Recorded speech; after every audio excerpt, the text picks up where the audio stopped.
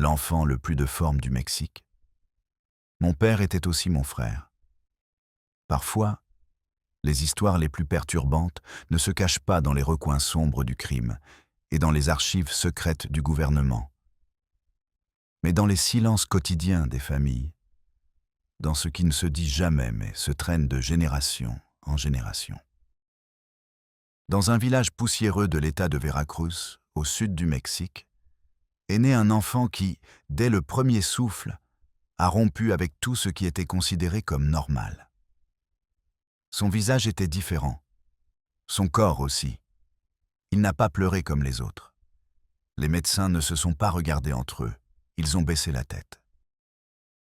Le dossier clinique a été scellé et gardé, et la mère est sortie de l'hôpital avec un paquet dans les bras et une vérité si lourde qu'elle la plierait de l'intérieur pendant des années. Non pas pour ce qu'elle a fait, mais pour ce qu'elle avait permis qu'il arrive.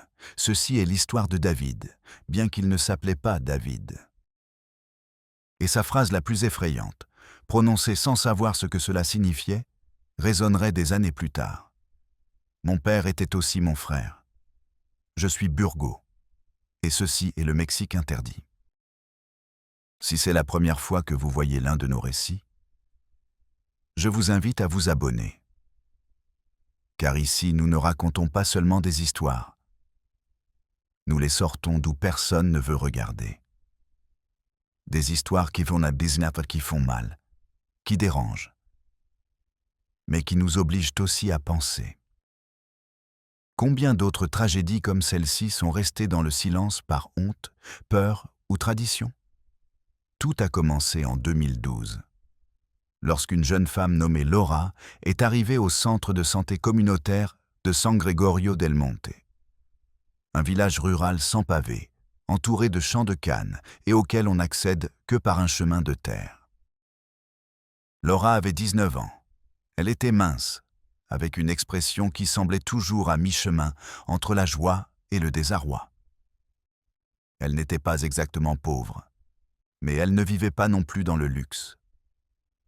Sa famille était connue pour se tenir à l'écart de tous, pour ne pas aller à la messe, pour ne pas participer aux fêtes. Ils vivaient ensemble sur une parcelle isolée, où ils partageaient une maison faite de vieux bois et de tôles de zinc. Ce que personne ne savait, c'est que dans cette maison, les limites qui maintiennent l'unité de la dignité d'une famille s'étaient estompées. David était né à l'aube, au milieu d'une tempête électrique. La sage-femme locale, Doña Carmela, avait assisté à des centaines d'accouchements dans sa vie. Mais celui-là fut différent. Quand elle l'eut dans les bras, elle remarqua que quelque chose ne correspondait pas.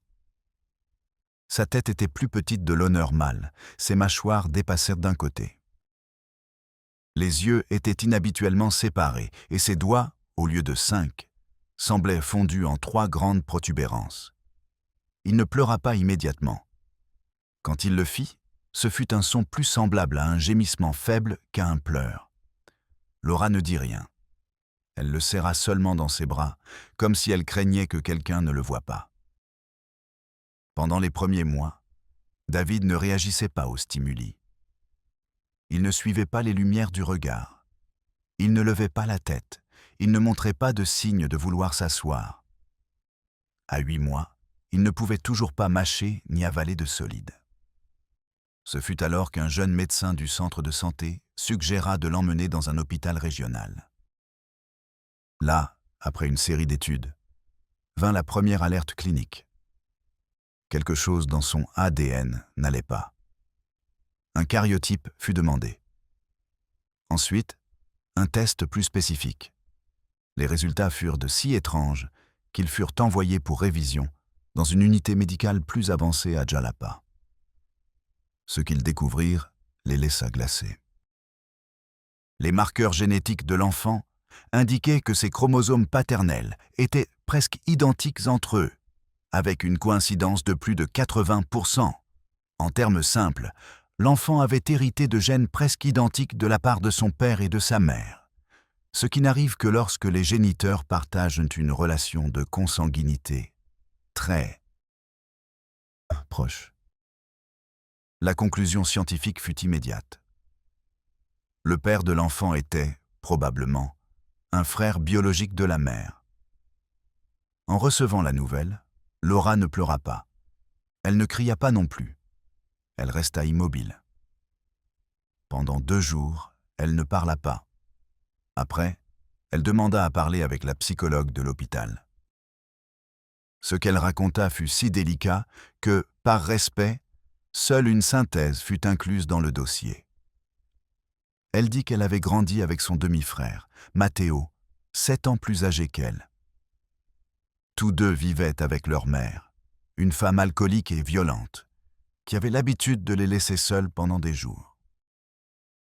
Quand Laura eut 12 ans, Matteo devint plus présent dans sa vie, d'une façon difficile à comprendre.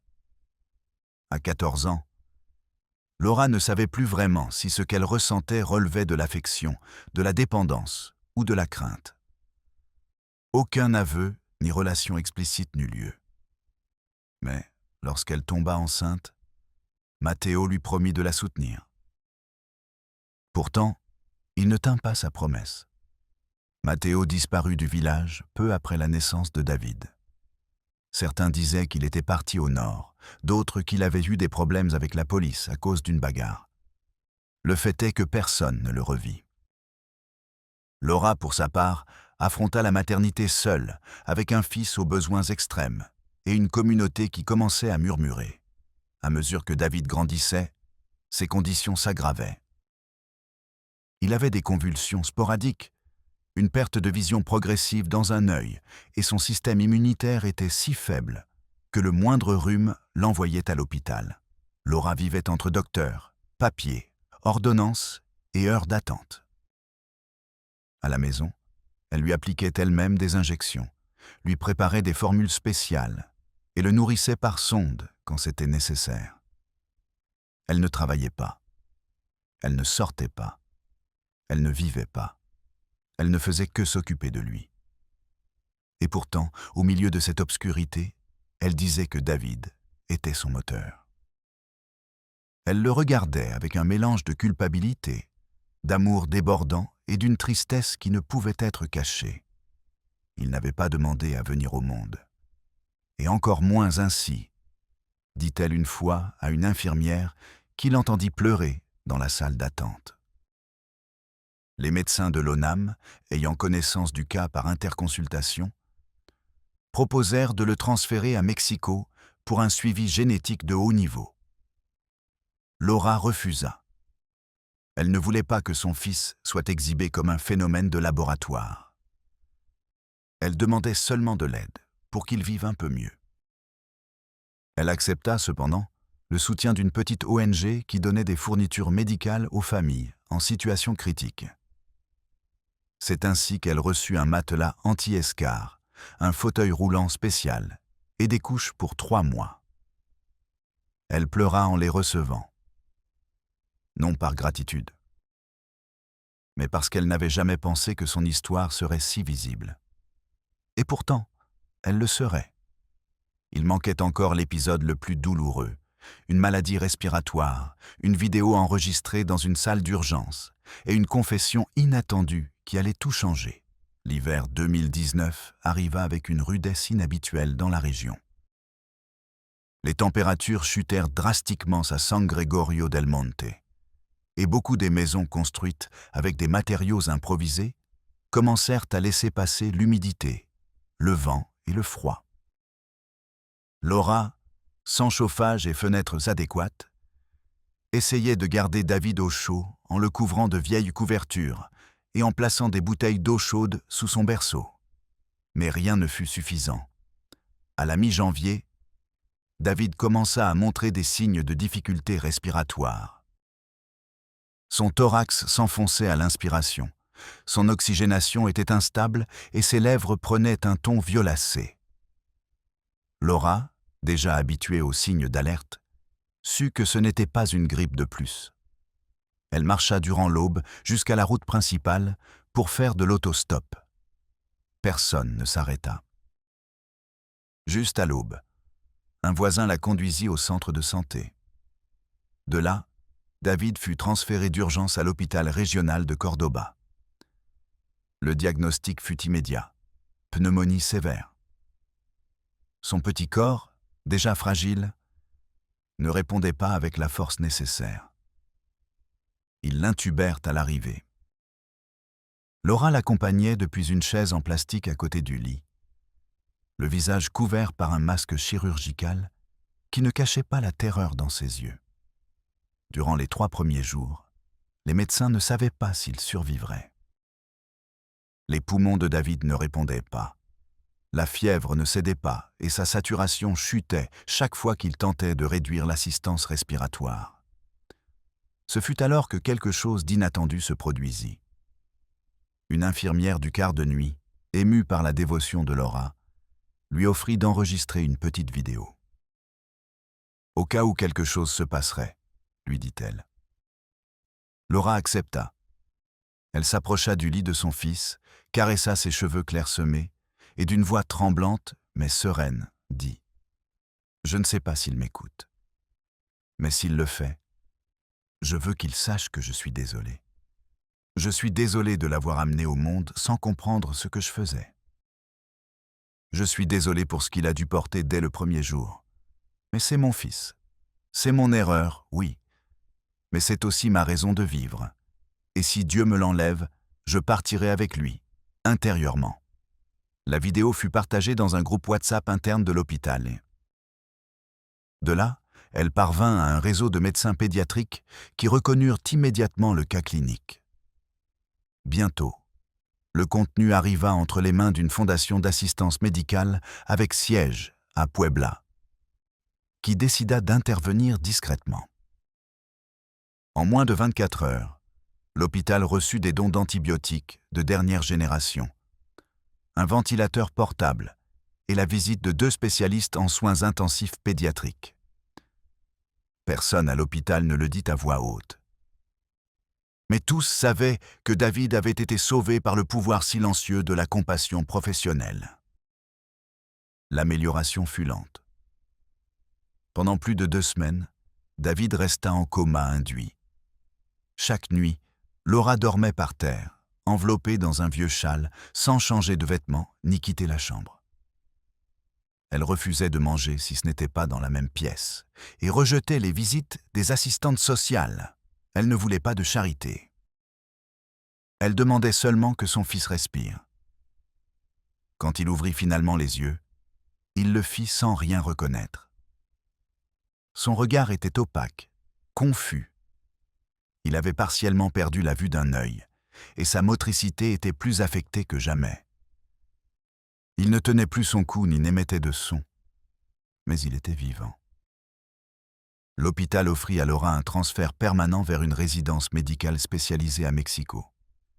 Elle y pensa durant 3 jours. Finalement, elle dit non.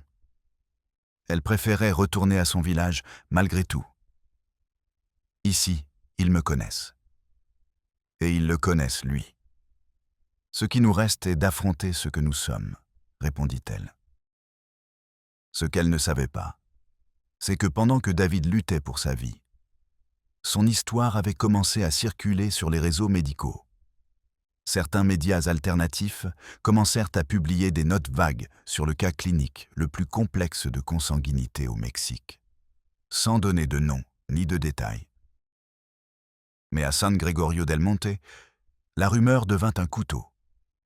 En revenant au village, Laura trouva des messages peints sur la porte de sa maison. Monstre non bienvenu. Retourne d'où tu es venu. Péché engendre péché. Personne ne le lui avait dit en face, mais elle comprenait. Ce n'était pas seulement la peur. C'était le rejet pur, viscéral, de celui qui a besoin d'un coupable visible pour se sentir moralement supérieur. Pendant des semaines, elle vécut enfermée avec son fils. Elle ne sortait que pour ramasser des dons discrets, laissés dans une boîte en carton, devant la clôture. Parfois, elle trouvait du pain. Parfois, des vêtements usagés. Une nuit, quelqu'un laissa une poupée cassée et une note qui disait « Pour ta prochaine création ». Laura ne pleura pas, Elle jeta la poupée dans la cour et jeta la note dans le puits. Mais tout n'était pas mépris. Depuis la communauté chrétienne locale, un groupe de femmes organisa des chaînes de prière pour David. Une voisine lui offrit un petit poêle et une couverture thermique.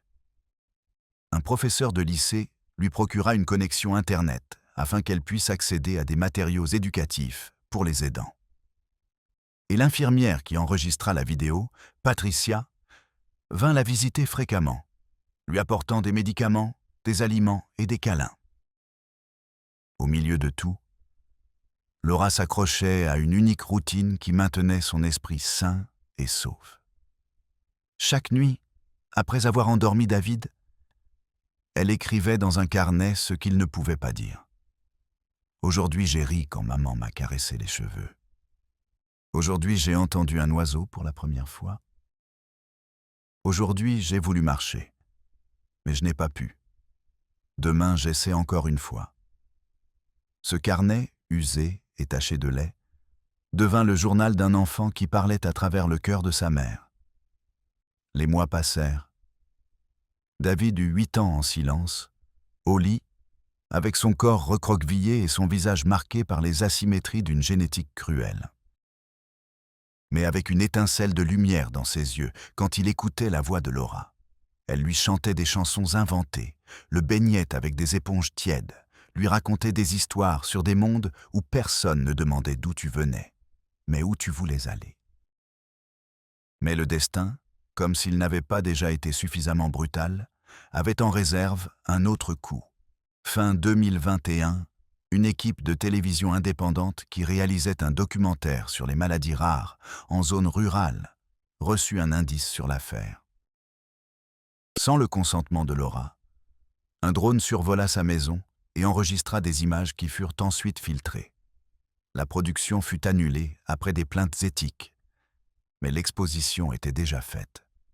L'histoire de l'enfant le plus déformé du Mexique commença à apparaître sur des forums, des vidéos et des publications de tons sensationnalistes. Laura, dévastée, écrivit une lettre au gouverneur de l'État demandant protection. Elle ne cherchait ni argent ni justice. Elle voulait seulement qu'on laisse son fils en paix.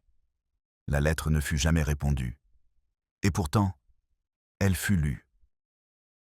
Parce qu'à l'autre bout du pays, dans la capitale, quelqu'un décida que cette histoire ne pouvait pas se terminer ainsi.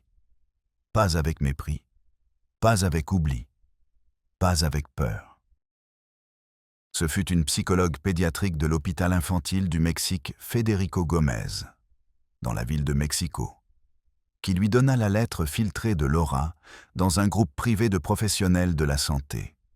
Bien qu'elle ne fût pas fonctionnaire publique ni n'eût de liens avec la politique, elle décida d'agir de son propre chef. Son nom était Eugenia Herrera, et elle travaillait depuis plus d'une décennie avec des patients en situation vulnérable. Enfants non diagnostiqués, familles déplacées, mères qui portaient des culpabilités impossibles. Quand elle eut fini de lire les mots de Laura, plein de douleur, mais sans une seule plainte sur sa propre vie, elle sut qu'elle ne pouvait pas simplement passer son chemin. Elle voyagea à Veracruz pendant son temps libre. Elle n'emporta ni caméra ni médias.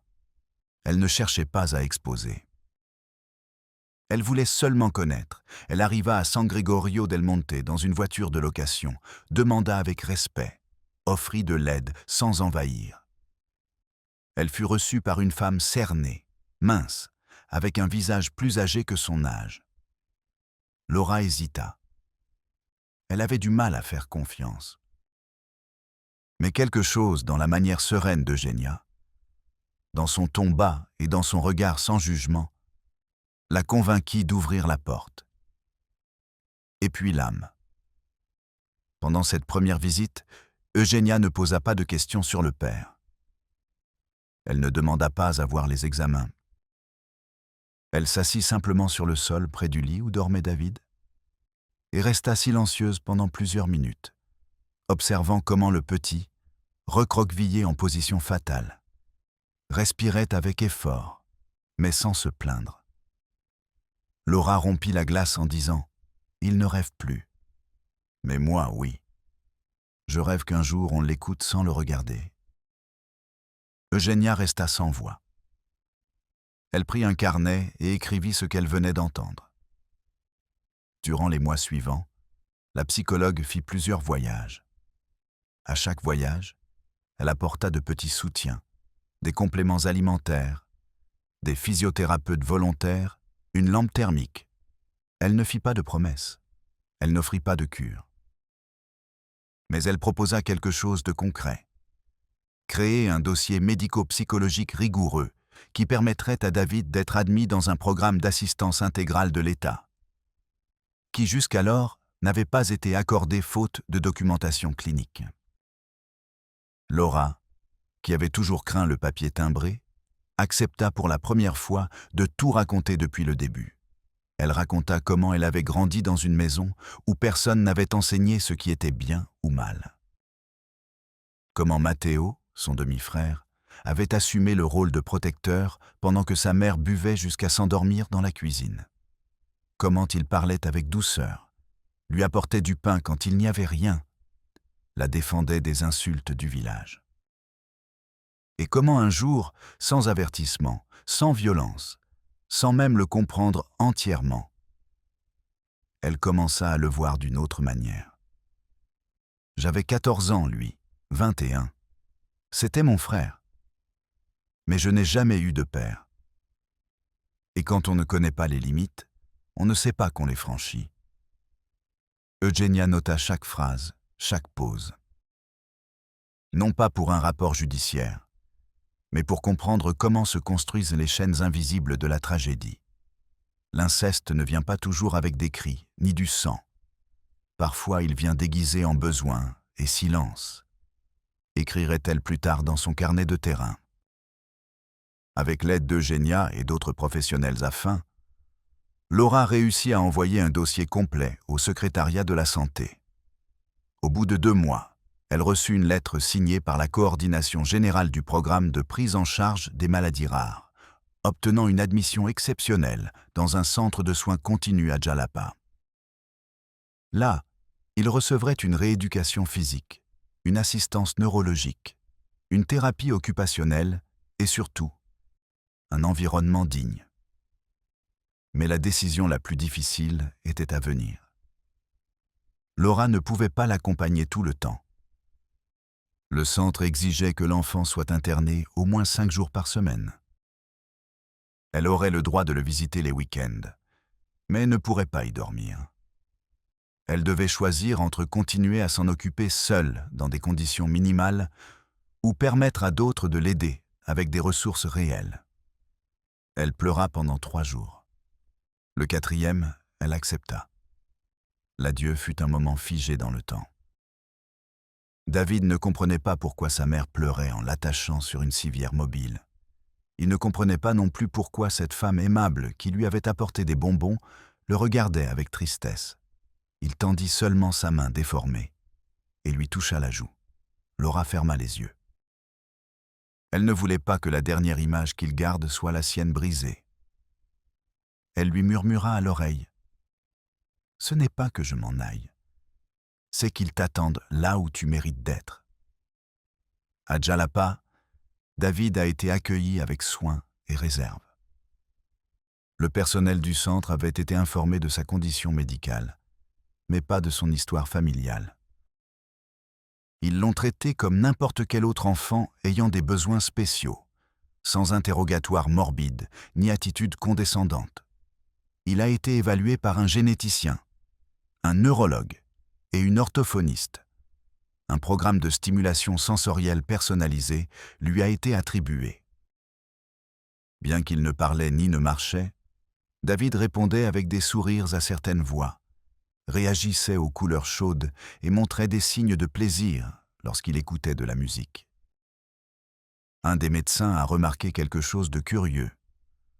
En lui plaçant des écouteurs avec des enregistrements de la voix de sa mère, qu'Eugénia avait demandé d'enregistrer à l'avance, David se détendait immédiatement.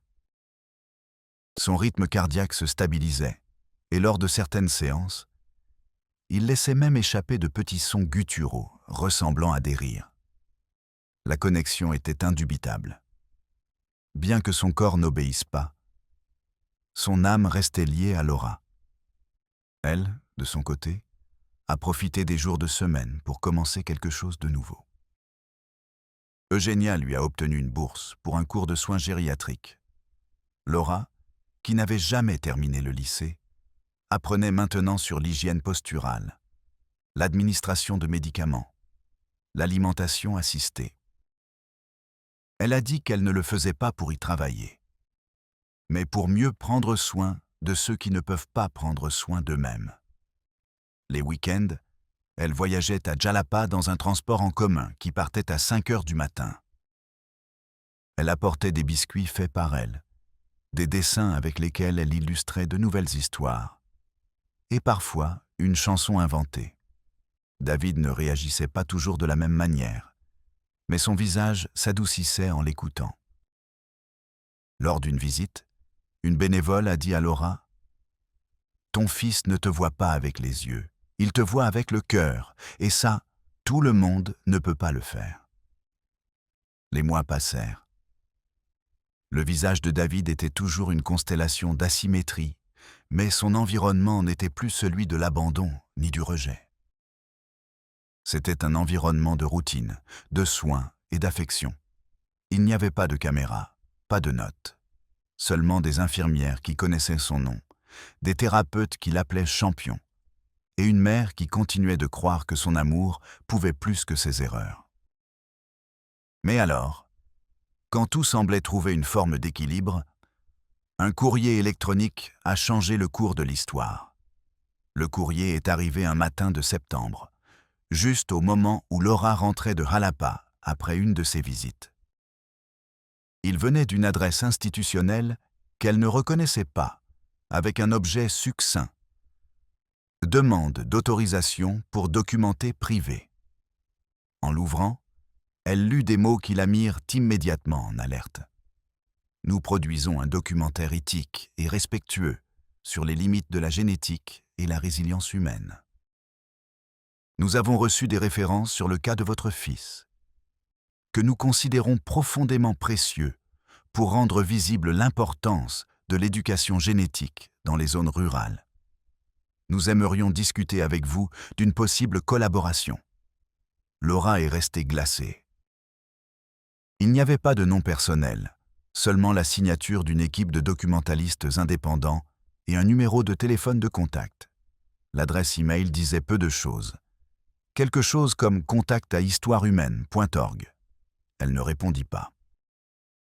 Elle ferma l'ordinateur portable que Eugénia l'avait aidé à obtenir et resta à regarder par la fenêtre, en silence. Ce n'était pas la première fois que quelqu'un essayait de s'approcher par morbidité déguisée en intérêt. Mais cette fois, quelque chose dans la rédaction, dans le ton entre technique et émotionnel, lui a généré une sensation étrange. Pas de la rage, pas d'angoisse, quelque chose de plus ressemblant au pressentiment.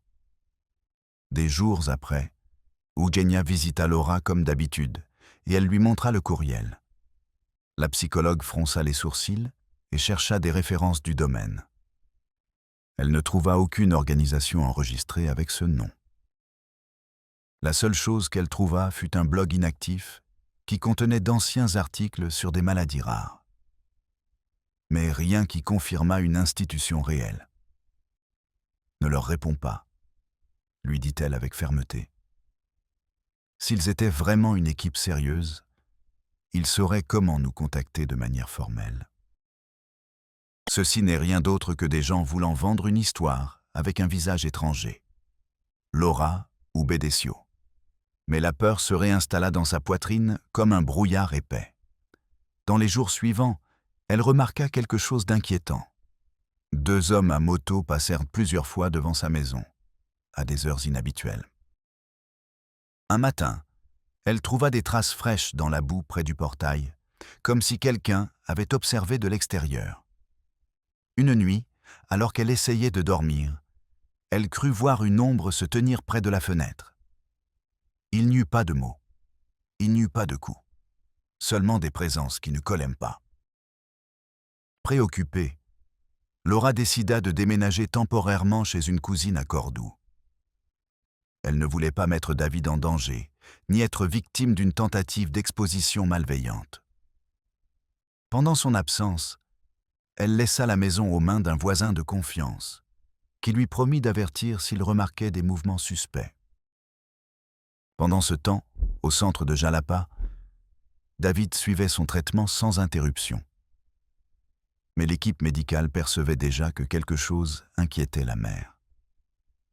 Ce fut alors qu'Eugenia, décidée à protéger l'intégrité du cas, contacta une organisation internationale dédiée à la protection des mineurs dans des contextes de vulnérabilité. Après une série d'entretiens et de révisions de documentation, on réussit à inclure David sur une liste de cas cliniques protégés, ce qui empêchait par la loi l'utilisation de son image ou histoire dans n'importe quel média sans consentement explicite et supervisé. Ceci signifiait que, au niveau légal, toute tentative de documentaire, reportage ou publication qui violerait cette limite pourrait être poursuivie par la voie pénale. Ce soutien fut un soulagement pour Laura, mais aussi un rappel douloureux que son fils, plus qu'un enfant, avait été transformé en une histoire pour d'autres. Je ne veux pas que le monde le voie comme une leçon, ni comme une punition, ni comme une bizarrerie. Je veux juste qu'il le laisse vivre en paix, dit-elle d'une voix brisée à l'un des avocats de la Fondation. Et pourtant, le monde avait d'autres plans. En octobre de cette même année, un compte TikTok avec des milliers de followers publia une vidéo qui utilisait une photographie floue de David. Une qui avait été prise sans permission durant l'un de ses transferts, accompagnée de musique triste et de phrases comme « L'enfant le plus déformé du Mexique, produit de l'inceste ». La vidéo accumule un demi-million de vues en 24 heures. Les commentaires se divisaient entre la compassion et le mépris. Certains demandèrent de l'aide pour lui. D'autres parlaient d'abomination, de châtiment divin et de péché familial. Laura l'apprit par une infirmière du centre. En voyant la vidéo, elle sentit sa poitrine se comprimer. Elle ne cria pas. Elle ne cassa rien. Elle s'assit juste sur le sol, serra ses genoux et commença à trembler. Cette nuit-là, elle ne put pas dormir. Elle appela Eugenia à 3 heures du matin et, entre les sanglots, lui dit « Ils l'ont fait. Ils me l'ont enlevé encore une fois. Mais cette fois-ci, pas le corps. Ils m'ont arraché l'âme. » Immédiatement, la Fondation a activé une plainte formelle auprès de l'Institut fédéral des télécommunications et a demandé le retrait urgent du contenu. TikTok l'a supprimé 48 heures plus tard. Mais il était déjà trop tard. La vidéo avait été téléchargée, partagée, répliquée. Des copies ont commencé à circuler sur Facebook, Twitter, même sur des forums de contenu grotesque. La psychologue, l'équipe légale, les médecins, tous se sont mobilisés. Mais Laura n'était plus la même. Elle est devenue renfermée, méfiante, évitait de regarder dans les yeux et ne parlait que le nécessaire. Elle a cessé de décrire dans le cahier de David. Elle a cessé de chanter. Elle a commencé à douter si elle devait continuer à l'emmener à Jalapa. C'est alors que quelque chose d'inattendu est arrivé. Une lettre manuscrite est arrivée au centre médical, adressée simplement à la mère de l'enfant aux yeux tristes. Elle venait sans expéditeur clair, juste avec un cachet d'un village appelé Tepostland. À l'intérieur, elle contenait à peine un paragraphe. « Je ne te connais pas, mais j'ai lu ton histoire. Non par morbidité, mais parce que j'ai un frère avec des déformations similaires. Je ne sais pas comment tu as fait pour continuer. Moi, je n'ai pas pu. Moi, je suis parti. Mais toi, tu es resté. Et pour cela, depuis le coin le plus sombre de cette terre, je te bénis. Que ton fils vive, et que le monde un jour apprennent à se taire. Laura a gardé cette lettre dans le cahier qu'elle avait abandonné. Et cette nuit-là, pour la première fois en semaine, elle a raconté à David l'un des contes qu'elle avait l'habitude d'inventer, sur un enfant qui avait des ailes au lieu de bras et qui volait plus loin que n'importe qui parce qu'il n'avait pas besoin d'être comme les autres. Les jours ont passé. Le scandale en ligne s'est éteint. Les réseaux ont cherché de nouveaux sujets, de nouveaux visages, de nouvelles tragédies. David est revenu à son rythme de soins à Jalapa. Laura a repris son cours de soins. Et le monde, ou du moins sa partie la plus cruelle, a semblé oublié. Mais juste au moment où tout semblait se calmer, un journaliste indépendant, des rares qui croient encore à l'éthique et au respect, a demandé une réunion avec Eugenia. Il avait suivi l'affaire de loin, sans interférer, sans publier, juste en observant. Il voulait écrire un article non pas sur la déformation, ni sur le scandale, mais sur la dignité. Eugenia l'a proposé à Laura avec prudence. Elle y a réfléchi pendant des jours. Finalement, elle a accepté, mais à une condition que l'article ne mentionne pas de nom, ni de lieux exacts, ni de date. Qu'il n'utilise pas de photos. Qu'il ne parle pas du père. Juste du présent. De l'amour qui survit. Du soin qui transforme.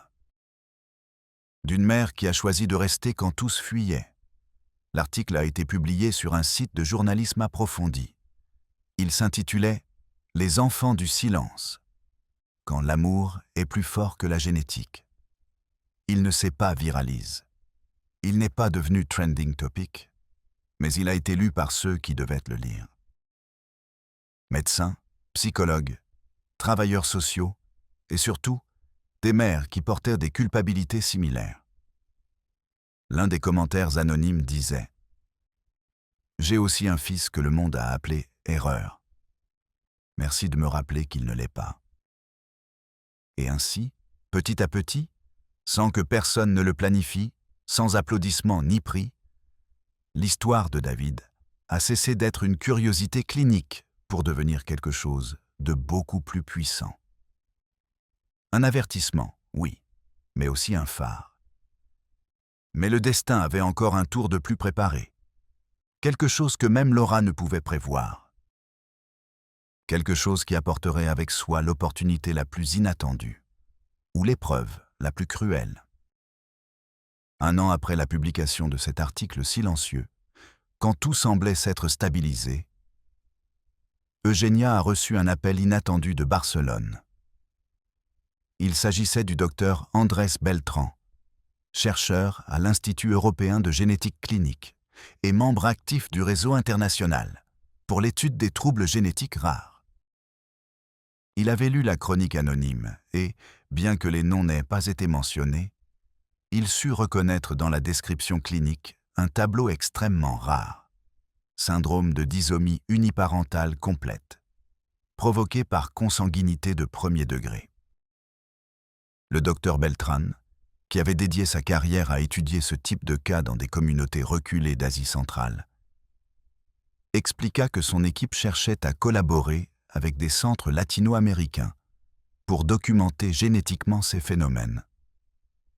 Non à des fins commerciales ou sensationnalistes, mais dans le but de prévenir de futures tragédies par l'éducation génétique communautaire. Il voulait savoir s'il existait une possibilité de contact avec la mère de cet enfant. Eugenia, déjà aguerrie par les abus antérieurs, hésita. Mais le profil du docteur était légitime. Elle vérifia les publications scientifiques, les références éthiques, les conférences documentées. Tout indiquait qu'il s'agissait d'un homme sérieux, respectueux, avec une vision humaniste de la médecine. Ainsi, après y avoir réfléchi plusieurs jours, elle décida de le proposer à Laura. La réaction fut, comme toujours, silencieuse. Laura écouta dans un mutisme complet. Elle n'interrompit pas. Elle ne nia pas. Elle attendit seulement qu'Eugenia termine. Puis elle resta à regarder par la fenêtre. comme si elle cherchait quelque chose dans le ciel gris de Cordoba.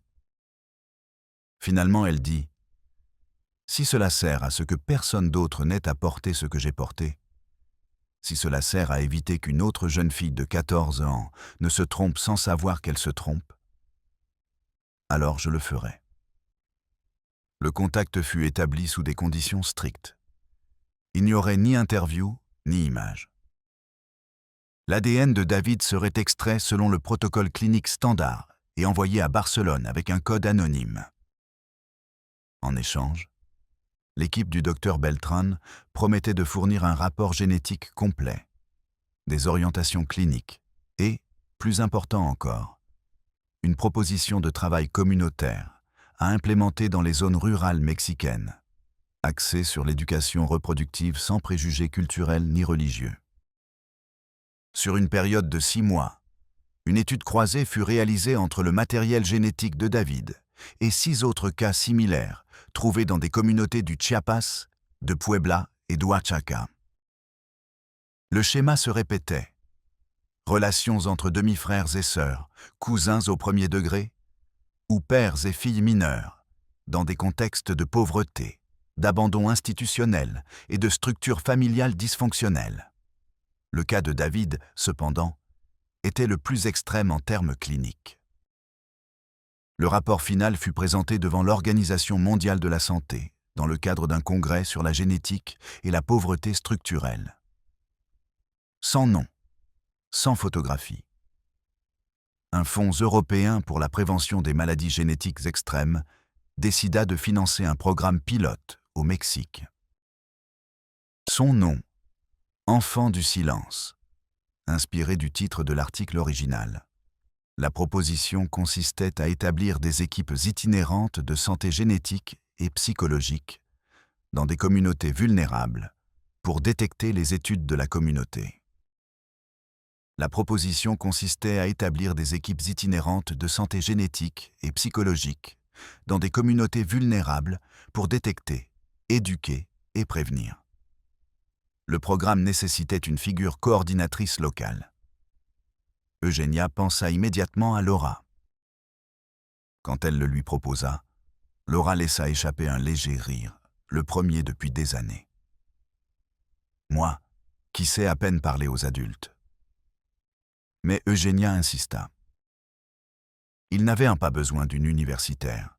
Ils avaient besoin de quelqu'un qui sache écouter, qui sache reconnaître le silence, qui sache comment on regarde une enfant qui ne sait pas encore qu'elle va commettre une erreur qui marquera sa vie. Laura accepta. Et ainsi, cette femme qui était passée de victime à soignante silencieuse devint aussi messagère. Elle commença à voyager toujours accompagnée de professionnels, vers de petits villages où elle racontait, sans nom, sans dramatisation, sans détails scabreux, son expérience. Pas avec des lamentations, sans ou avec des mots fermes. Avec de longues pauses, et avec une voix qui ne tremblait plus. David restait interné à Jalapa, maintenant dans une section spéciale avec des soins avancés. Son évolution était stable. Il ne s'améliorait pas, mais il n'empirait pas non plus. Et bien que son corps restât prisonnier d'une génétique cruelle, sa présence dans le monde n'était plus celle d'un enfant caché. C'était celle d'un symbole silencieux de ce que l'amour, malgré tout, peut soutenir. Pour le 10e anniversaire de David, l'ONG organisa une petite célébration privée. Il n'y eut pas de ballon, il n'y eut pas de clown. Seulement de la musique instrumentale, un gâteau de purée de pommes en forme de cœur et une lettre manuscrite que chaque membre de l'équipe laissa dans une boîte. Laura la lut à la maison, seule, après.